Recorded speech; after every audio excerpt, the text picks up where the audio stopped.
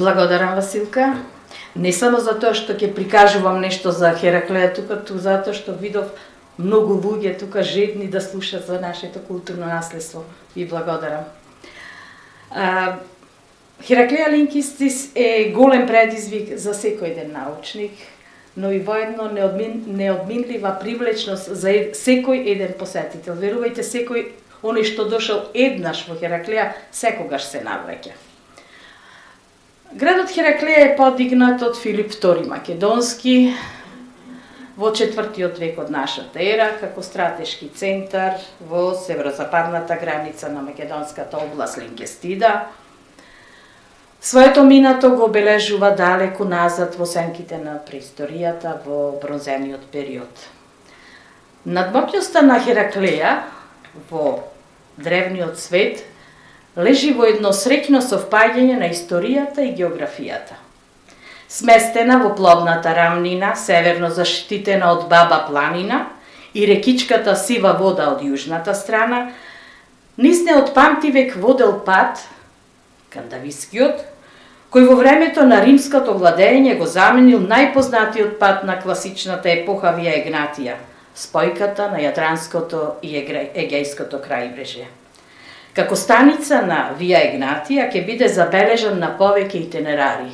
Итинерариум Антонини, Бурдигаленсе и на табула Паутенгеријана, всушност е таа табула, и кај географот Равенски како станица на патот Хераклеја Стоби. После римската окупација на Македонија во 168 година пред нашата ера, односно во 148 година од старата ера, Македонија е распарчена на 4 области, со забрана за меѓусебна трговија женитба. Хераклеја влегува во 4-та мерида, при што ќе добие постојан римски намесник и постојана римска војска. Така ќе стане значаен економско-политички центар. Цели 6 векови минувале во целосна романизација на подрачјето на Хераклеја, која зрачи со асимилаторска сила на тогашното најмаќно царство во светот. Највисок степен на цивилизаторски развој имало во првите векови после Христа, кога добива статус на колонија. Според еден надпис на мермерен постамент во почетокот на 3. век после Христа, го носи династичкото име Септимија Аурелија Хераклеја. Со добивањето на градски лик, Хераклеја ќе се претвори во вистински бисер на римската архитектура. Но колку и да била градена според строгите канони на градежништвото на големата империја, сепак традиционалните влијани оставале длабоки, неизбришливи траги. Еден значаен објект од тоа време е портикот на судницата и термата. Во портикот на судницата, на северната страна, биле поставени две статуи, едната на богинката на правдата Немеза и едната на Тит Флавије Орест. Другата градба, која што е од тој 2. век од новата ера, е и термата. Термата е градена по сите норми на она што ги задоволува една бања во тој период, меѓутоа ова е од терма од затворен тип, која што можело да собере околу 20-25 луѓе, градена по оној систем на ладна топла врела вода, систем на хипокауст. Интересно е со последните истражувања што откривме дека на предната страна, на источната страна од термата, постои еден дел кој што бил исклучиво наменет за миење на нозете, се разбира пред да се влези во термата, било задолжително миење на нозете.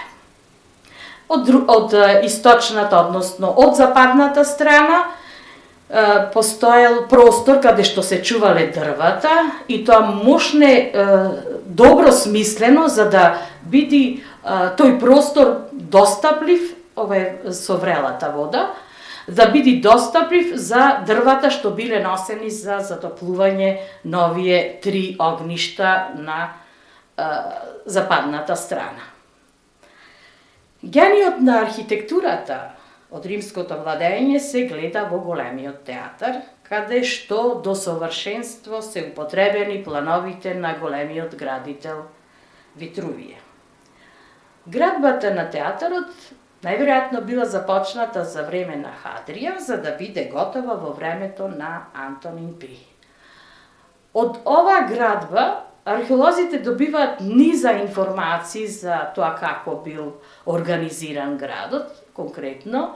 Во првиот ред на седиштата постојат надписи од кои што дознаваме како е организиран градот, односно имињата на општините. Театарот можел да собере околу 2500 гледачи, што значи спаѓа во на група на средни театри, но за да се користи еден ваков театар, секако требало народ кој што знаел да ужива во убавото, народ што со векови се насладувал на убавото. Важно е да се каже дека театарот ќе одигра многу пресудна улога во развојот на градот, но и на култот на маченикот. Во периодот кога се развива христијанството, театарот бил простор каде што христијанинот се фрлал во вистинска смисла на зборот, да биде заложник на ѕверовите, а од сета таа гледка да уживаат владетелите. Крајот, значи сето ова се случува во крајот на третиот, односно четвртиот век, кога христијанството веќе зема голем замав, кога одредени објекти скришум или не скришум веќе добиваат базиликални форми, така дел од форумот, односно од портикот, се претвора во мала базилика. Тоа е една од карактеристиките на овој град, на локалитетот Хераклеја, затоа што, впрочем и за сите објекти низ Македонија што се истражуваат, фактички кога се појавува христијанството, со самата афирмација на христијанството се одело на тоа да се некои градби да се претвораат во базилики.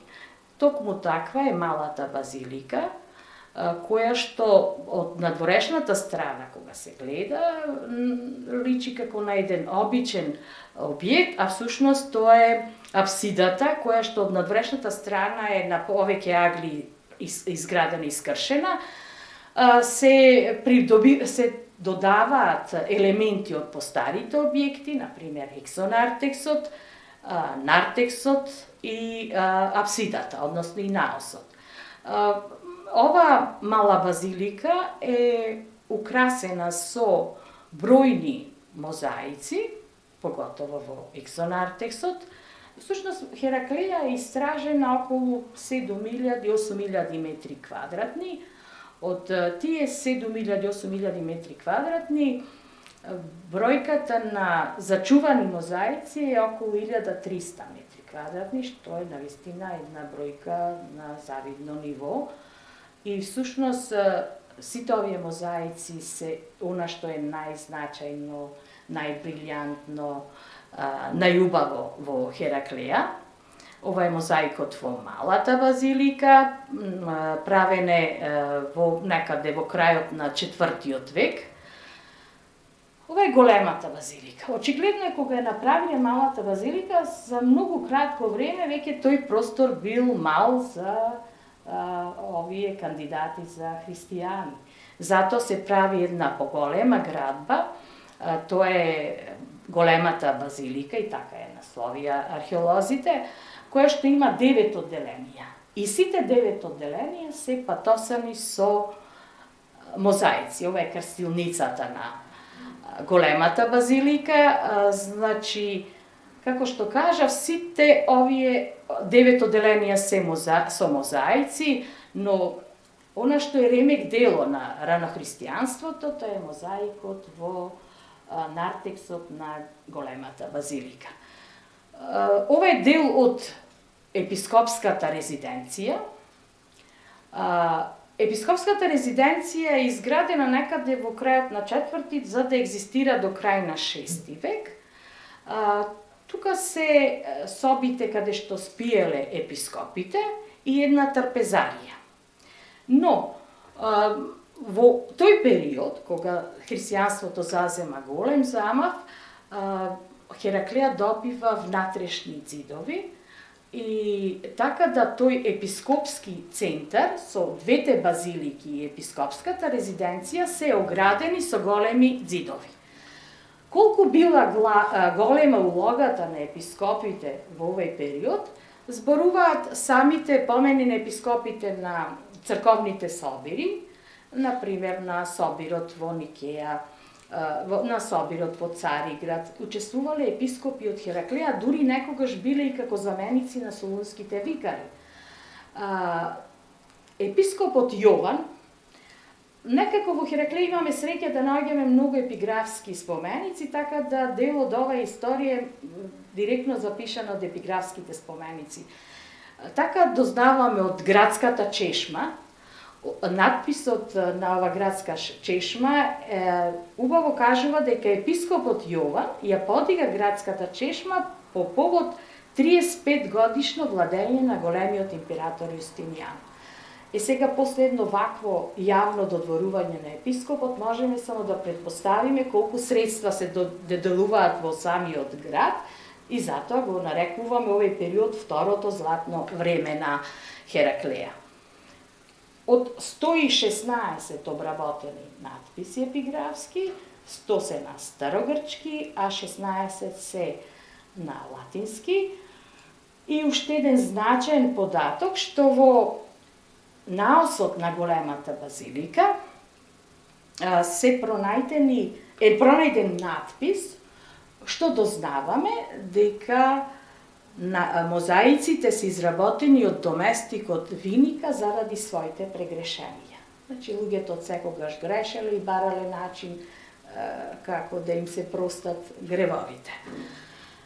Во Хераклеја се евидентирани преку 15.000 предмети од повеќе периоди, значи зборуваме од 4-тиот век пред наша ера, во континуитет до 6 век наша ера. Сите овие предмети се обработени, дел презентирани во нашиот музеј, дел во Скопје се донесени предметите, но она што е важно, што преку овие предмети ние можеме да ја доиспишеме историјата на Хераклеја, односно со последните истражувања се потврдија некои индици дека градот Хераклеја замира во крајот на 6 век, така барем поголемиот број од научниците го споруваат тоа. Меѓутоа со последните истражувања се потврди дека градот екзистира и понатаму. Навистина многу малку фрагменти пронајдовме од тој период, меѓутоа вакуумот од 6, 7 и 8 век веќе не постои. Имаме материјални сведоштва за сето тоа, за да подоцна во 9-тиот век, 10-тиот век и 11-тиот век се потврди повторно живот во Хераклеја, меѓутоа веќе од црковен карактер. Преку овие бројни археолошки предмети може да се види доаѓањето на бројни други народи во овие краеви како освојувачи, некои се населуваат тука, некои заминуваат. Ова е познатата скулптура на Атена Партенос, за жал кај нас се наоѓа копијата, оригиналот е во Белград. Еве ги мозаиците во Хераклеја, како што ви кажав, она што е најзначајно, најбрилјантно во Хераклеја, тоа се бројните мозаици. Ова се само дел од мозаикот во нартексот на големата базилика. Во вистинска смисла на зборот, нартексот на големата базилика е како една религиозна сликовница. кога се читат тие представи, во вистинска смисла на зборот ги читаме псалмите, така да приказната почнува од почетокот до крајот и од крајот до почетокот. Да не ги читаме сега псалмите, што се кажуваат секоја представа, тие борби на добро и лошо за рајот, крвопролевањето. Значи, од многу аспекти се изучувани овие мозаици, објавувани се многу научни трудови, но едно е вистина по своите стилски, иконографски, уметнички квалитети, многу личат на оние од Антиохија, од Тунис. Значи, во ништо не заостануваат. За Хераклеја се објавени бројни книги, многу научници ја проучувале, многу е пишувано, дискутирано. Меѓутоа, јас како човек што работам 34 години таму, сметав дека треба Хераклеја да добие едно луксузно издание, како што е и сама Хераклеја луксузна. Значи, науката си е една, меѓутоа она што е промоција на локалитетот. Во таа 2007 година, со грдни маки, со многу средства од секаде барани, се објави едно дело за Хераклеја во многу луксузно издание, наградувано повеќе пати, критикувано многу од италијанските научници, од бугарските научници, мислам критика во позитивна смисла на зборот, меѓутоа јас како човек што работам долги години таму, сакав да добие Хераклеја едно дело кое што навистина го заслужува. Ви благодарам.